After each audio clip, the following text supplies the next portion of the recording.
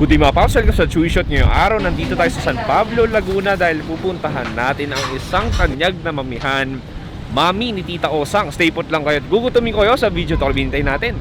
Tara!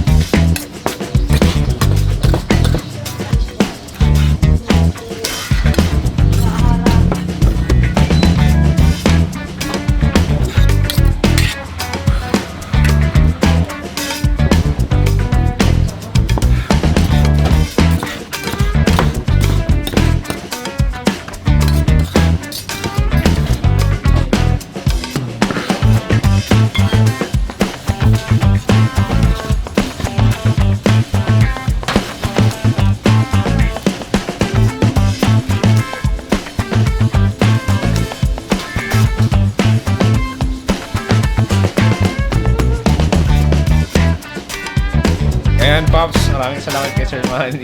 Ay pagkwentuhan ako about sa San Pablo, dami kong natutunan, dami niya shinare na mga food spots at tourist spots. So yung Pandin Lake, Sampaloc Lake. Sir, isa lang po yun. Ay, hello po sa Thank mga you, taga sir, San Pablo.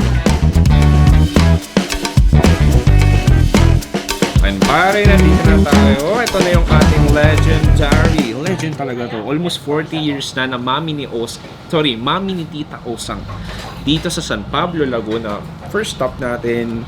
Ito pa sa ito. So ito yung Mami natin. May special Mami tayo dito. Special Mami nila may iba't ibang laman loob. May balat, may utak, karne ng baka, etc. Tapos ito. Ito, Pops, yung dinayo ko mula Paranaque. Ito yung bat and balls na tinatawag. So bukod sa iba't ibang laman loob, meron tong ari ng baka or penis, tapos meron din yung balls or itlog ng baka, Pops. Without further ado, tikman natin yung sabaw. Ayan. Ano siya, parang nasa gitna siya ng lapot at malabnaw. Sakto lang, tikman natin.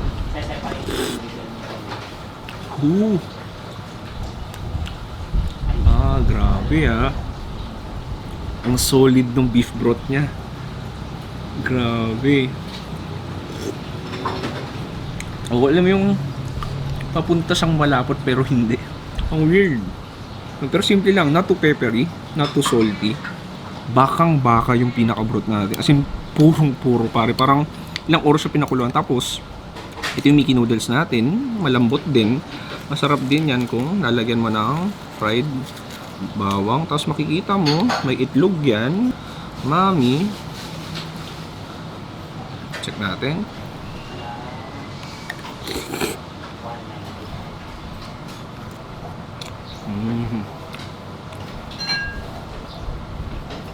Wow. Ibang klase yung lambot ng Mickey noodles nila.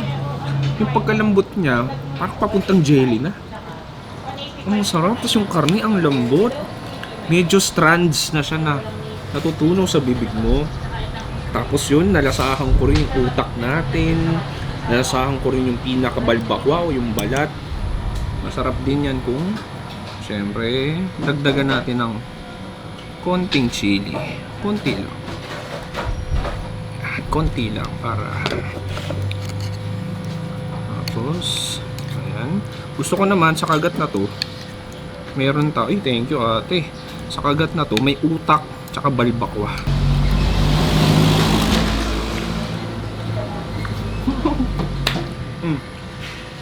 Grabe. Sobrang gelatinous nun, Pops. Pero tinatawag yan, perfect partner. Tawag nila flying saucer. Basically, burger siya. Tapos yung loob niya is adobo. Kakaiba. Check natin. Mainit-init pa. Mainit-init siya.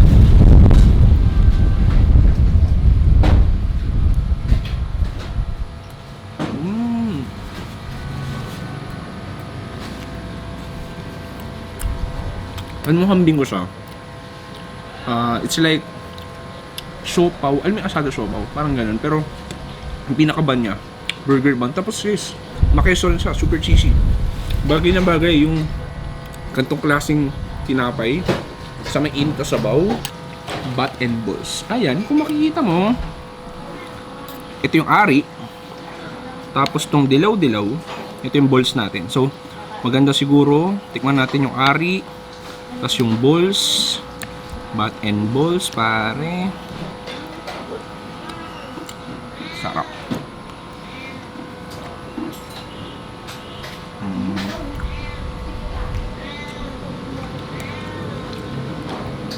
Sarap ng pagkakaluto. Ang lambot. Alam mo no, minsan, yung bat and balls, lalo ni Ari, medyo cartilage siya na muscular, parang ganun. Pero, etong bat and balls ng mami ni Tita Osang, sobrang lambot. Jelly type. As in, ang lambot. Pati yung itlog. Ang sarap. Yan natin ng konting chili. Yun. Sarap na to.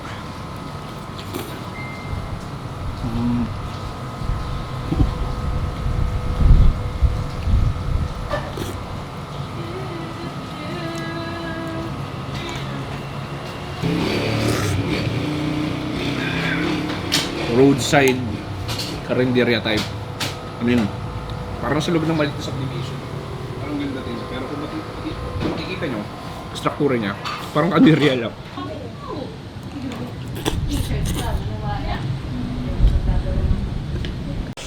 Ayan mga paps, tapos na natin. Ma'am Jella, thank you. Thank you so much. Invite ko sila, ma'am. Punta po kayo dito, mami ni Tita Osang. Jella 2000 pala to, kasi ikaw pala si Jella. Parang ganun. So anak, si Tita Osang is mami mo. Ayun ma'am, maraming salamat paps. Sobrang busog. Sobrang solid. I mean, grabe yung bat and balls. Alam mo, isa yun sa pinakamalinamnam na mami na natikman ko. As in, grabe yung broth. Ibang klase, quality, yung karne, siksik na siksik, yung lambot ng Mickey noodles nila. Kung mapapadayo ay San Pablo, it's a must try. Itong mami ni Tita Osang. Kaya kung nagustuhan nyo ang video na to, huwag kalimutan like, subscribe.